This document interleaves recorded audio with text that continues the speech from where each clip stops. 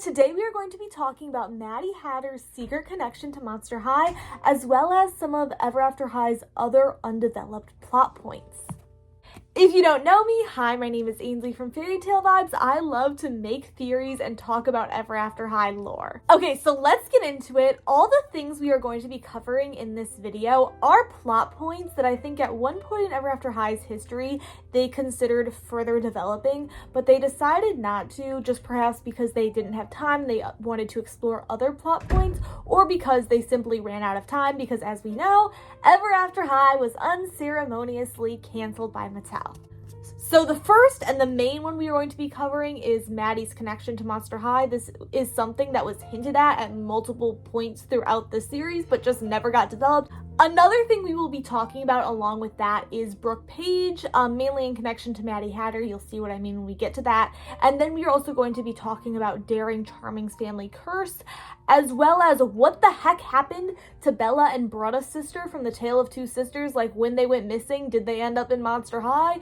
Does that have some connection to Maddie? As we'll find out, a lot of these undeveloped plot points actually kind of have some connections. So you'll see that, but let's get into it. But before we get into it, I have to give a little shout out to our sponsor. So this video is sponsored by the Dollcrafter Marketplace, which is actually my startup that I've been working to develop. And basically, Dollcrafter Marketplace is going to be a marketplace for doll collectors, made by doll collectors, and our main goal of the Dollcrafter Marketplace is to create a one-stop shop for buying and selling materials for doll restyles and doll customs. So if you want like a better shopping experience when you're searching for doll clothes, doll wigs, doll hair, doll eyes, doll whatever, fill out the wait list. Also, if you're a seller, like if you currently maybe sell stuff on Etsy or Instagram and you're not really vibing with that, or even if you are but you want another place to sell stuff, go get on our wait list. You can get on our wait list as a customer, as a seller, or both. Go join that wait list down below if you want to help support us and support our startup so that we can get this marketplace actually developed. Because guys, we just need our own marketplace. We need a place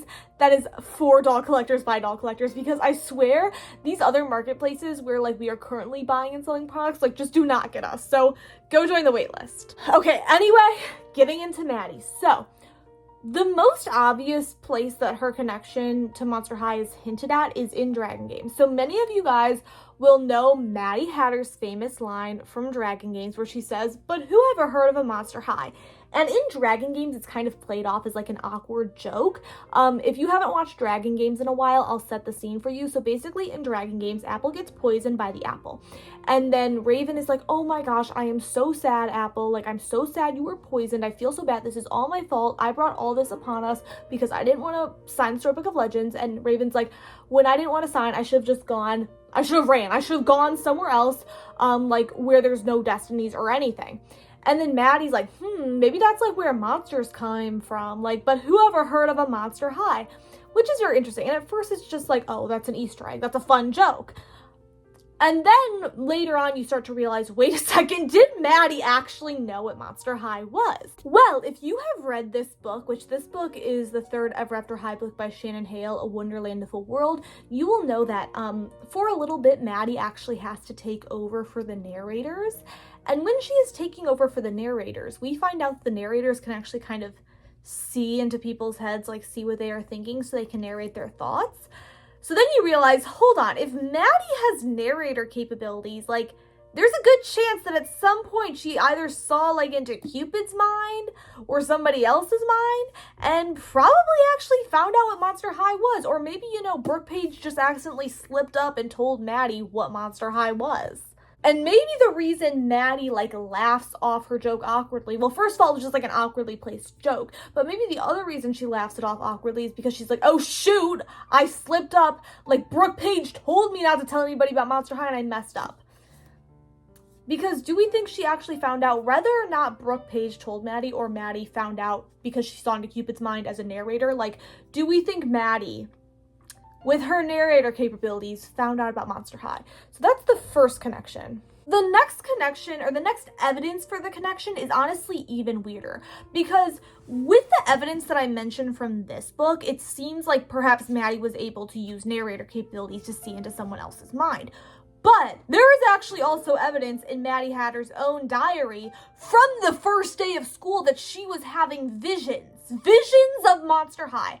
Now, just so you guys know, Athena XOX on Tumblr pointed this out to me, so thank you, Athena. She really wanted me to know about this.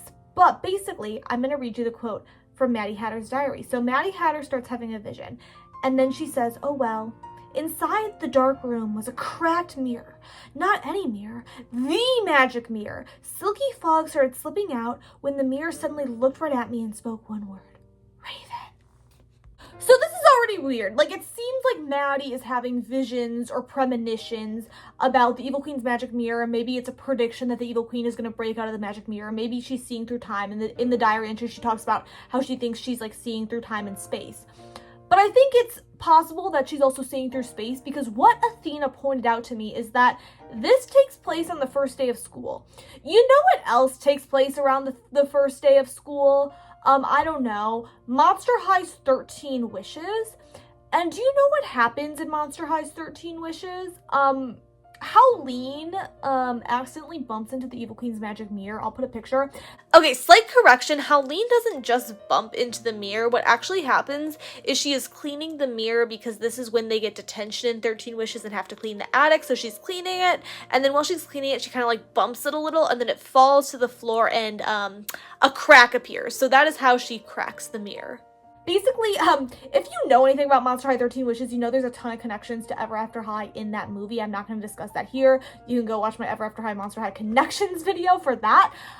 But there's specifically artifacts from Ever After High in the Monster High attic, which include the Evil Queen's magic mirror, the Mad Hatter's hat, and the apple from Snow White, and also kind of Gigi's lamp, if we agree that Gigi is from Ever After High. But anyway, Howleen, while she's cleaning the attic, bumps into the Evil Queen's magic mirror, and there is a crack. And I have mentioned this plot point before, and I've mentioned this plot point actually a lot in my Ever After High videos, talking about how I think, like, over the course of the Ever After High school year, the Evil Queen was slowly gaining more and more strength to break out of the magic mirror. And I think part of the reason she was able to start gaining more strength behind the mirror is because when Howleen cracked the mirror, that started to weaken the mirror prison. I don't think the mirror, like, that Howleen cracked was, like, the main mirror. Like, you know when Apple throws the apple at the mirror and it completely shatters and lets her out? Like, it's not that same mirror, but I think it's another mirror that is connected to the Evil Queen's mirror prison, so Howleen cracking it does weaken the mirror prison. But anyway, me and Athena think that what Maddie saw here, basically, Maddie was seeing something when Howleen broke the mirror, and this, like, crack that Maddie was seeing in the mirror is basically the crack that Howleen created, if that makes sense. So that means that here on the first day of school, even though Maddie may not know what Monster High is yet, she is seeing into Monster High because she is seeing that Howleen cracked the mirror in Monster High, if that makes sense. But then moving forward in Maddie Hatter's diary, there's actually another connection to Monster High, and that is in Maddie Hatter's diary, and this is chapter 3 of her diary. The previous thing I mentioned was in chapter 1. Is that Maddie talks about going to the library and, like, doing some reading. She specifically talks about reading the Encyclopedia of Monsters and History of Villages and Beasts that Destroyed Them. More so here, I want to highlight the Encyclopedia of Monsters because this is the first day of school. And I wish we had, like, all of Maddie Hatter's diary entries from the whole school year. We don't. But if in the first week of school, Maddie was already having visions of the cracked mirror in Monster High, and she was already reading the Encyclopedia of Monsters in the library, don't you think that by the time that Dragon Games takes place, which is, like, at the end of the year, like, there's a good amount of time where Maddie could have figured out what Monster High was. She was already having these visions. Then once this whole book happened, she realized she had narrator capabilities. She could have, like, seen into Cupid's mind. She could have started, like, actually even having more visions of Monster High and seeing even more stuff that was going on in Monster High. And maybe not just at this present moment, but if she truly can see through time and space, like was mentioned in the diary, maybe, like, past, present, future, whatever. There is even some speculation by myself that because Maddie's diary entry where she sees the cracked mirror takes place on the first day of school, but I'm not 100% sure that the detention actually took place on the first day of school, so there's a possibility that maybe even Howleen cracking the mirror was a little in the week. So there is even already a possibility that maybe Maddie saw Howleen crack the mirror, like, before it happened. Okay, so, but anyway, there is time leading up to Dragon Games that Maddie could have actually figured out what Monster High was. I hope that makes sense.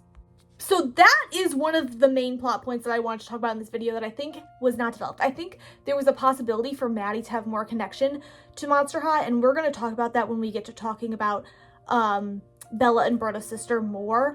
But let's talk about some of the other undeveloped plot points. The other undeveloped plot point that I want to talk about is Brooke Page. Like, I truly feel like in Spring Unsprung and even Wait to Wonderland, they were setting up Brooke Page for something.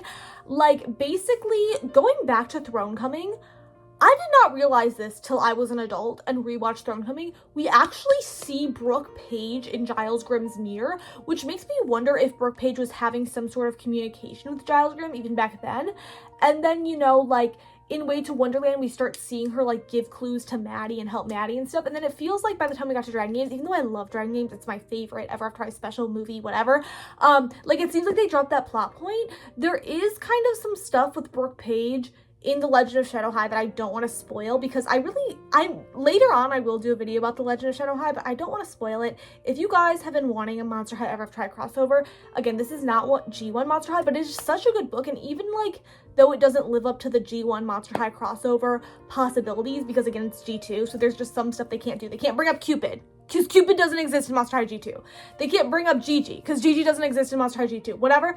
But if you want, like, an ending to Ever After High, read The Legend of Shadow High, because there is something in here with Brooke Page that concludes, like, her plot point. So that's kind of funny, because I feel like I was talking about Ever After High's unconcluded plot points.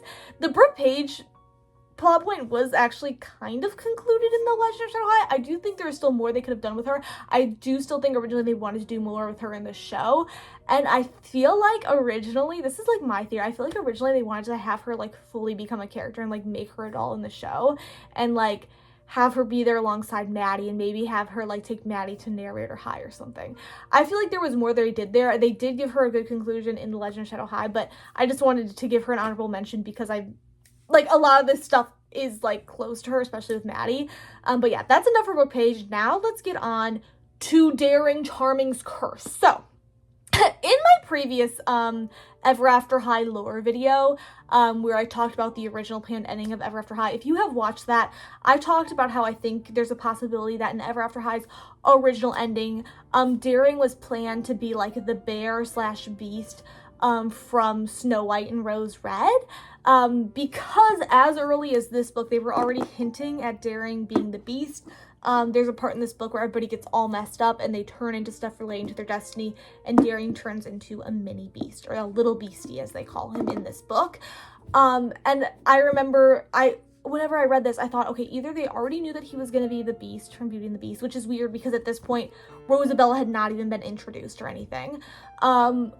Or, like, perhaps this was hinting at something else. Perhaps it was hinting at something relating to Snow White and Rose Red.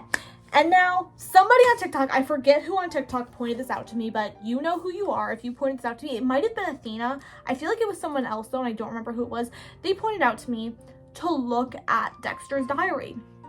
Because in Dexter's Diary, there's certain, like, sentences that he wrote and then crossed out. Like, he was like, oh, shoot, I'm not supposed to mention that. And one of the sentences that, like, Dexter wrote and crossed out is, everyone knows that this is talking about Daring, but this is in Dexter's Diary, okay?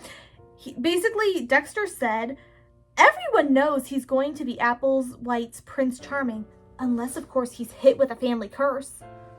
And then the part that's crossed out is unless, of course, he's hit with a family curse. So what family curse? And I feel like this is an undeveloped plot point. I feel like there was going to be more with Daring having a secret curse. And, like, even in Epic Winter, you think they could have brought that up. They could have been like, oh my gosh, Daring is the beast because he has a secret family curse. But they don't even really ever, like, get into that, you know? Like, they don't even get into what the family curse is, where it came from. And honestly, like, that is so disappointing. I wish they developed this plot point more. And perhaps originally, maybe if Daring wasn't supposed to be the beast, if he was supposed to be the prince from Snow White and Rose Red, like I said. And I also feel like there's a possibility that maybe originally in Ever After High they were going to kind of combine Beauty and the Beast and Snow White and Rose Red. I don't know what they were going to do, but I feel like this is an undeveloped plot point. I just want to point this out. And thank you to whoever on TikTok told me to look at Dexter's Diary. And honestly, I just wish Daring had, like, a good diary. He probably does have a diary, but, like, he wasn't released till, like, Epic Winter. Let me look at his diary a second. Okay, so I tried to look into it, but basically from what I found, Daring did not have like a diary that came with his epic winter doll or anything, and he did not have a doll before that. I wish he had like a doll at the beginning of the series because I felt like there would have been more lore with his diary. So honestly, I feel like they kind of just dropped the plot point about him being cursed. I feel like that eventually did lead into the epic winter thing, but I feel like originally there was probably supposed to be more plot deals about like what this curse was. Honestly, I feel like originally in Ever After High they were going to have more lore about the Charmings. There's actually a lot of lore about like Dexter and Darling specifically early on in Ever After High. Like, this is the first Ever After High book, but before this book there's another Shannon Hale book that's kind of like a prequel. Not really, it's like not a full book. I mean, it is a full book, but it's not like a novel like this. It's more like a collection of stories from the different characters' perspectives, and in that book it's called Once Upon a Time. In Once Upon a Time there's stories from the perspective of Darling and Dexter, and all the stories in Once Upon a Time also take place like the day before Ever After High starts, like the day before school starts, when they're all still at home, so we get to learn about like what happens at their family castles. And in that book there's like some lore about the Charming family, but again, there's not even like a thing from Daring's perspective in that book. But honestly, I don't know if I really need Daring's perspective. He's a lot less interesting than Darling and Dexter, like character-wise, but he is interesting curse-wise, so I don't know what that would have become, but there's not much else that I could find about Daring's curse, but let me know if you guys know anything about it down below. But now we are going to be getting into the next really interesting plot point that actually ties back to the first plot point that I talked about with Maddie, and that is what happened to Bella and Broda's sister from the Tale of Two Sisters. So, if you don't know who Bella and Broda's sister are, let me give you a little crash course. So this is the first Ever After High book by Shannon Hale. This is the Storybook of Legends. In this book, one of the main things that Raven is trying to figure out is what happened to Bella's sister, because Raven finds out that there was this destiny a long time ago called the Tale of Two Sisters, and it was about one sister who was a beautiful sister and she was mean, and she pushed her other sister, who was the ugly sister, down the well. And the nice sister, the pretty sister, it was the pretty sister, but the sister was supposed to be mean. Bella didn't want to be mean, so she decided she didn't want to sign the Storybook of Legends because she didn't want to have to push her little sister down a well, okay? And then throughout this whole book, Raven's trying to figure out what happened to them. Headmaster Grin ends up, like, leading them, Apple and Raven, by them, I mean, like, on a false quest to find out what happened to Bella's sister. And when they get to the end of the quest where they try to figure out what happened to Bella's sister, where did she go, they find a skeleton, and then Apple's like, oh my gosh, Raven, see, we were right, she went poof. And then Raven's like, you don't really go poof into a skeleton, but then Raven's just, like, kind of like, okay, I guess she did die, so that's not good, so I'll go back and sign the Storybook of Legends.